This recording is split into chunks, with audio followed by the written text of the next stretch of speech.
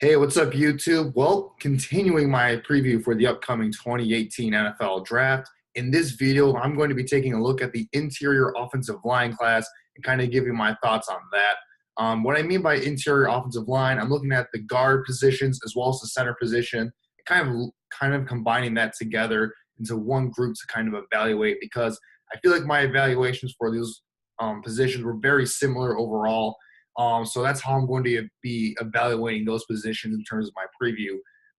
For this video, I'm just going to be giving you my top five for the interior offensive line. So kind of just going right into it, my number five interior offensive lineman is Billy Price of Ohio State. He played center at Ohio State last season.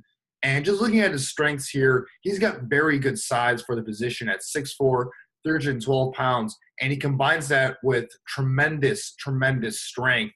He moves very well for his size. He can get to the second level pretty consistently. He's not an elite athlete necessarily, but he's a pretty good athlete for his size.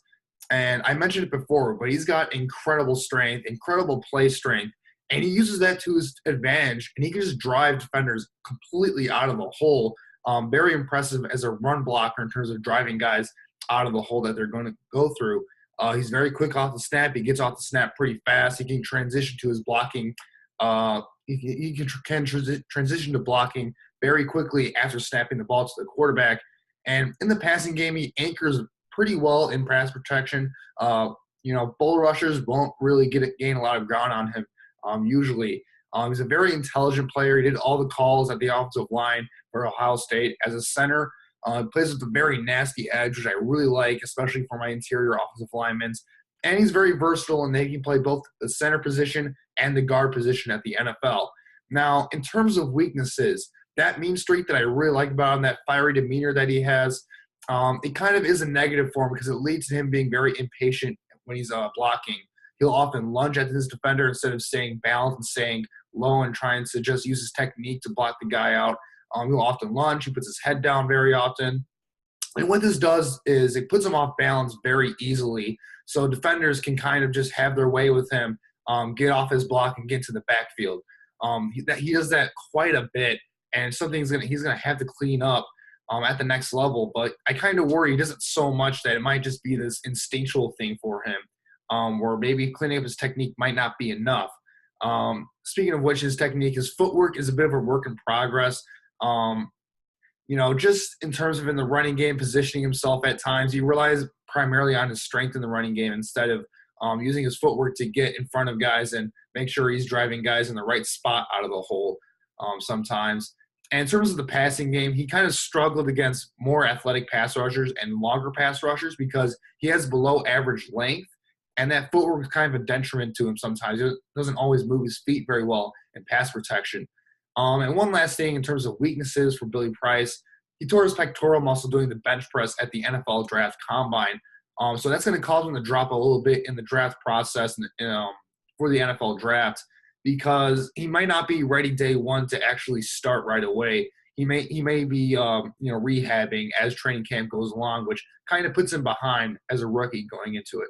So in terms of the draft range for Billy Price, I think he's a second-round talent, especially now that he's a guy that is coming off an injury. He may not be able to contribute right away in terms of in training camp and stuff like that. So bottom line for me, Billy Price's injury at the Combine caused him to drop a little bit on my list, just a little bit, not too much though, and it's definitely going to impact his draft stock, I think. But overall, he's a very solid prospect in this NFL draft for an offensive lineman.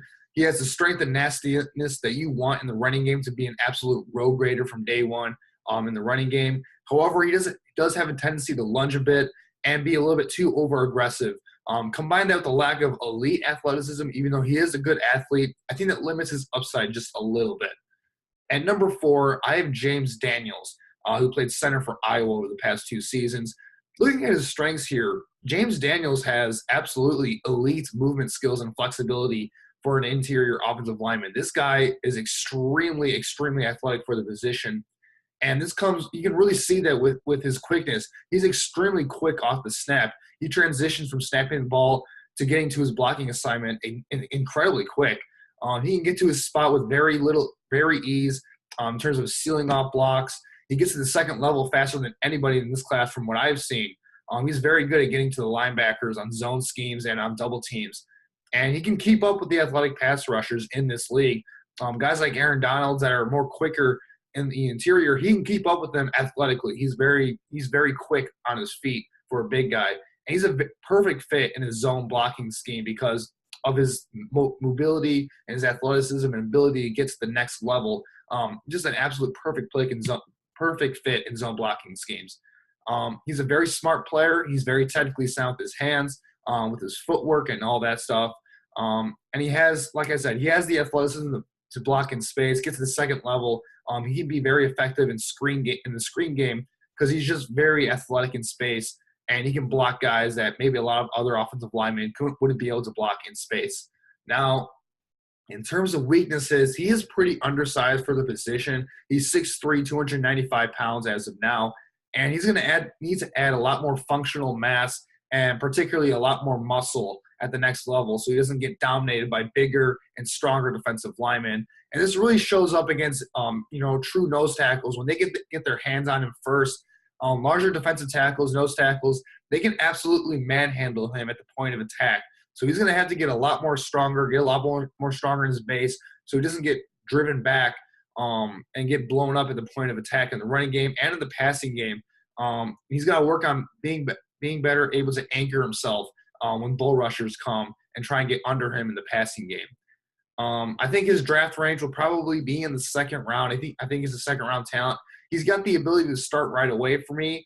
But, again, that strength really, he needs some time to put some strength on his frame in order to be a consistent starter for you. So, bottom line, with James Daniels, he has the most athleticism among all the interior offensive linemen. It's really unmatched in this year's draft class. Daniels can get to the second level with ease and will be able to block in space and hold up in pass protection because of that. However, he will need to add some muscle onto his frame so he doesn't get overmatched and manhandled at the next level against bigger physical defensive tackles.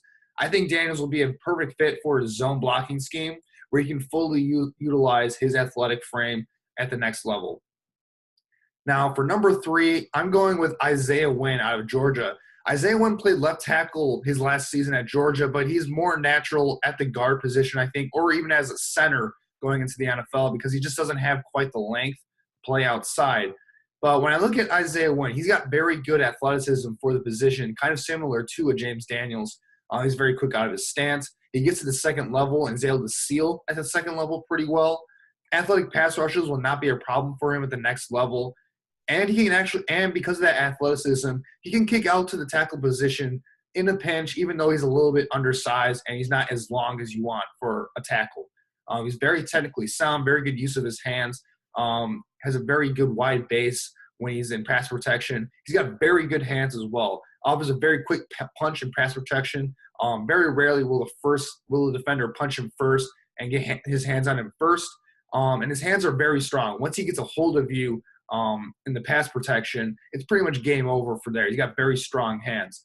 And even though he's not maybe the strongest guy, he has enough strength to drive block and finish his blocks in the running game. He's very smart. He identifies twists and stunts pretty well in the pass protection.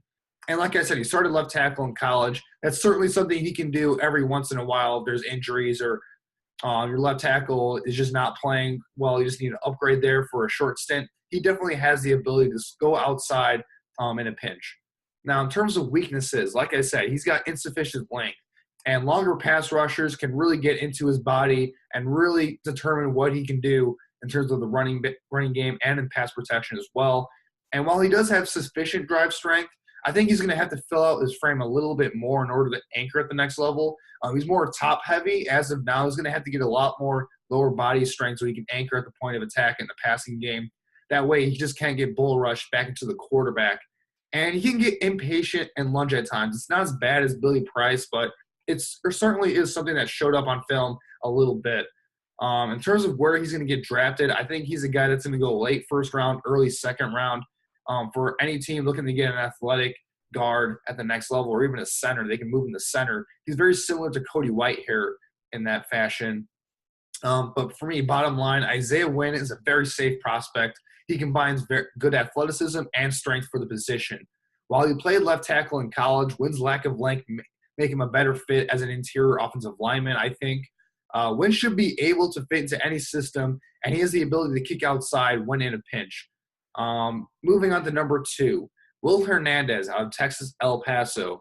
Looking at his strengths here, he has great strength and athleticism for the position. I mean, this guy had 37 reps on the bench press at the NFL Combine. I mean, the dude's just an absolute beast in terms of his overall strength. He's got a very impressive frame for the position. He's thick and strong, especially in the lower body. Anchoring will not be a problem for him at the next level in terms of strength-wise. He can get to the second level with ease as well. He's got very good movement skills overall for a bigger guy. And I just think he can be very effective in the pulling game as a puller, as a guard, because he does have that athleticism and really good first-step quickness to get out of his stance and get right to his assignment. He's got very nimble feet, and that moves very well in pass protection, moving side to side, identifying twist. If a guy is trying to go inside or outside of him, he has quick, nimble feet to kind of adjust to that very well. And like I said, he anchors exceptionally well because of his lower body strength. But I think the one thing that I really, really like about this guy, he plays with a fiery and nasty demeanor. He's just going to bring a kick-ass attitude to the O-line. I think that's especially great for an offensive guard. Just a no-nonsense. I'm going to kick the guy's ass in front of me every single play, to the whistle, beyond the whistle. You just got to love that about him. He's not afraid to mix it up in there as an offensive lineman. In terms of weaknesses, he has very, very short arms. Even for a guard, his arms really lack sufficient length. So longer defensive ends, defensive tackles in a 3-4 scheme or defensive tackles in a 4-3 scheme, they'll be able to get their long arms into him and kind of move him around whichever way they want in pass protection. So that's definitely something to look out for at the next level. And because of his aggressive play style, it kind of lends him to sometimes get out of position off the snap because he's just so revved up to hit the guy in front of him. Sometimes it puts him out of position. He gets a little bit overzealous and trying to knock the guy to the ground, try and pancake the guy in front of him. And he also needs to work on his pad level a little bit. He can tend to get a little bit too high at times when he's pulling out of his stance or in pass protection, which kind of leads to him kind of getting blown back a bit by stronger defensive linemen. Now, in terms of draft range, I think he's another guy that's going to go late first round, early second round, leaning more towards the late first round because he's really shown up in the pre-draft process that this is a guy that has elite guard potential at the next level. So bottom line for me, Will Hernandez, if it was in any other year, he would definitely be the top guard prospect in numerous different drafts. He's got incredible strength, size, and athleticism, and he will bring a fiery intensity to the offensive line group that he joins at the next level. I think Hernandez is a guy that can start right away, and he has the ability to be a Pro Bowler very soon in his career. I really like him as a prospect overall. And then number 1, this really shouldn't come as any surprise at all. It's got to be Quentin Nelson, offensive guard of Notre Dame. I mean, what more can be said about this kid? He's the best guard prospect that I've seen over the past few seasons. The hype is legit in this kid. This guy is just everything you want in an offensive guard. So let's go down his strengths because there's a lot of them. He's got great size and strength for the position. He's 6'5", 330 pounds.